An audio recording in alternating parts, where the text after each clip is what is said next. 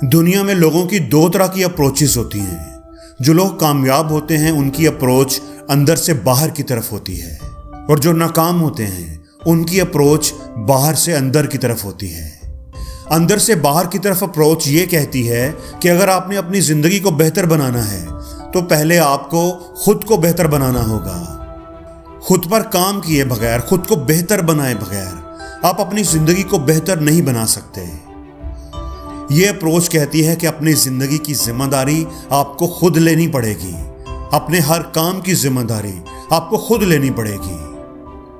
और जिन लोगों की अप्रोच बाहर से अंदर की तरफ होती है वो अपनी ज़िंदगी की नाकामियों का, वो अपनी हालत का जिम्मेदार, हालात को समझते हैं। वो दूसरों पर इल्ज़ाम लगाते हैं, ब्लेम गेम करते हैं। लोग ठीक नहीं है, माहौल अच्छा नहीं है, मुझे अपॉर्चुनिटीज़ नहीं मिली, अगर मुझे भी अच्छा मौका मिला होता तो मैं भी ज़िंदगी में कुछ कर पाता।